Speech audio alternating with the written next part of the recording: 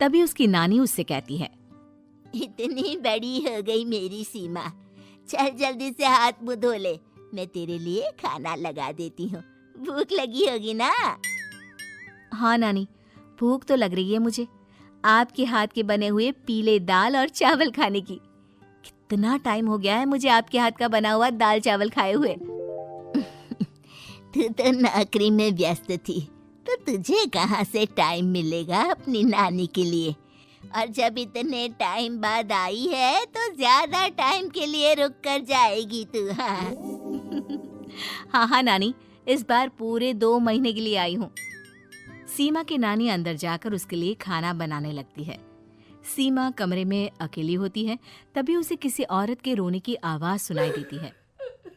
वो कभी खिड़की से बाहर झांकती है तो कभी दरवाजे से बाहर झांकती है। उसे समझ में नहीं आ रहा होता है कि आखिर रो कौन रहा है। तभी नानी खाना लेकर आ जाती है। वो अपनी नानी से कहती है, नानी, कोई औरत रो रही है क्या? मैं जब से यहाँ आई हूँ तब से मुझे यहाँ किसी औरत की रोने की आवाज आ रही है। हे भगवान, कहीं ये वही तो नहीं? बोलो ना नानी। अरे कोई नहीं रो रहा, ये तेरे मन का वहम है। और तू ना अब खाना खा ले, ज्यादा यहाँ वहाँ की बातों में ध्यान मत दिया कर। जल्दी से खाना खा और फिर मेरे साथ आ जा मेरे कमरे में, दोनों बैठकर खूब सारी बातें करेंगे। ऐसे ही अगले दिन सीमा अपनी नानी के साथ गांव के बाजार जा रही होती है। उसी रास्ते में फिर से किसी औरत के रोने की आवाज आती है। वो अपनी नानी से कहती है, अरे नानी, क्या सच में तुम्हें अभी भी किसी औरत की रोने की आवाज नहीं सुनाई दे रही? मुझे किसी औरत की बहुत बुरी तरीके से रोने और चीखने की आवाजें आ रही हैं। मैं बहुत परेशान हूँ नानी, आखिर ये कौन है? मुझे लगता है कि सीमा को शहर भेज देना चाहिए, यहाँ रहना उसके लिए ठीक नहीं। नानी बोलो ना, आप चुप क्यों हो जाते हो? सीमा, तू घर चल, मुझे तुझसे बहुत जरूरी बात करनी है। नानी सीमा को घर ले आती है और सीमा से कहती है, सीमा, कल सुबह तू शहर वापस चली जाएगी। अरे अचानक? आखिर क्या बात है नानी, आप मुझे ऐसे जाने को क्यों कह रही हो? मैं बस जो कह रही हूँ उस पर ध्यान दे। तू कल सुबह यहाँ से चली जाएगी, और ये बात मैं कोई मजाक में नहीं बोल रही। तू कल जाएगी तो मतलब जाएगी। अरे नानी, चली जाऊंगी मैं, ठीक है, पर आखिर बात क्या है ये तो बता दो। मम्मी से कोई बात हुई है या फिर मुझसे कोई गलती हुई है जो तुम मुझे अचानक से जाने के लिए बोल रही हो?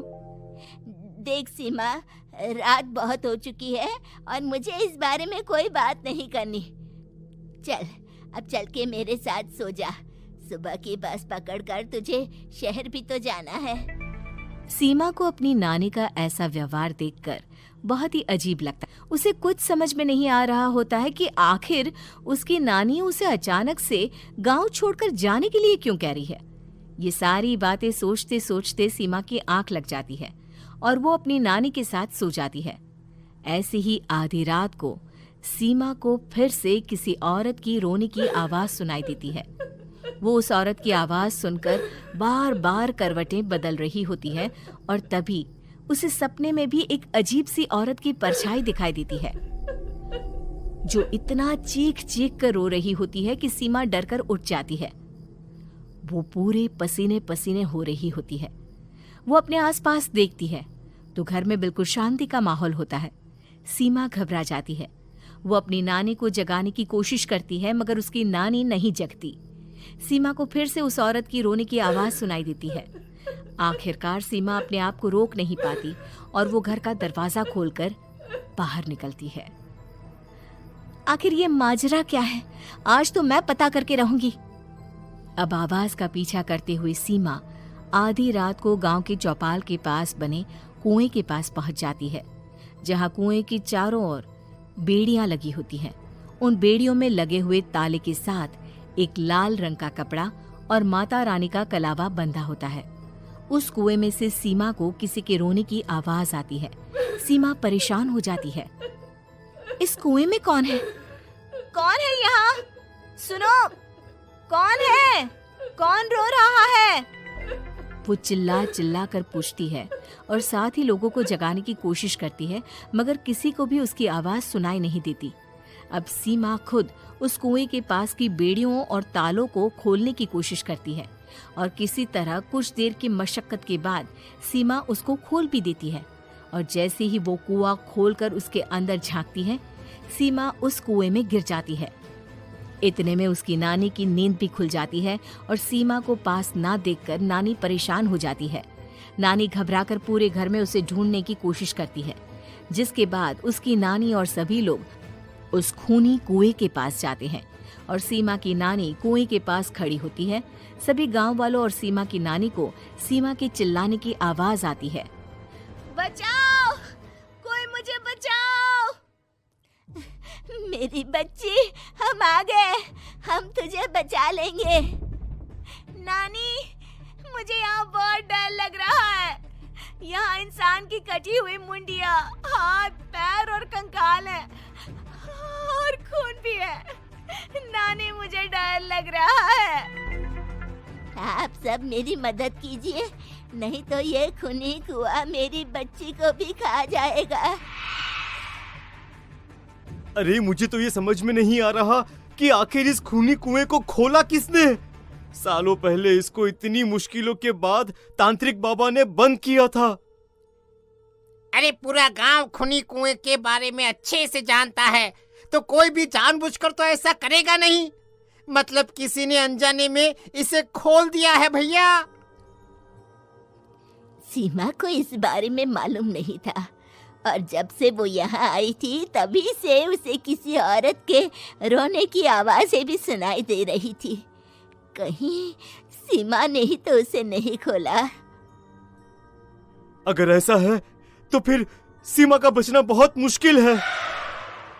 वहीं कुएं के अंदर सीमा रोते हुए बैठी होती है कि उसे आवाज सुनाई देती है जो कुएं के बाहर खड़े गांव वालों में से किसी को सुनाई नहीं देता। आज सालों के बाद मुझे ताजा खून मिलेगा। तेरा खून पीकर आज मैं अपनी प्यास बुझाऊंगा।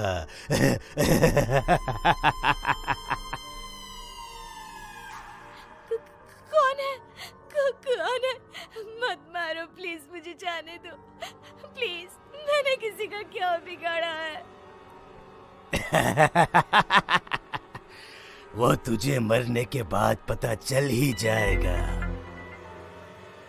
जितने में गांव वाले और सीमा की नानी कुछ सोच पाते, उतने में उन्हें सीमा के चिल्लाने की आवाज आती है और अगले ही पल सब शांत हो जाता है। क्या हुआ? सीमा, मेरी बेटी। माफ करना बहन, लेकिन अब सीमा वापस नहीं आएगी। हमें एक बार फिर से कुएं को बंद करना होगा। गांव वाले तभी तांत्रिक को बुलाकर लाते हैं।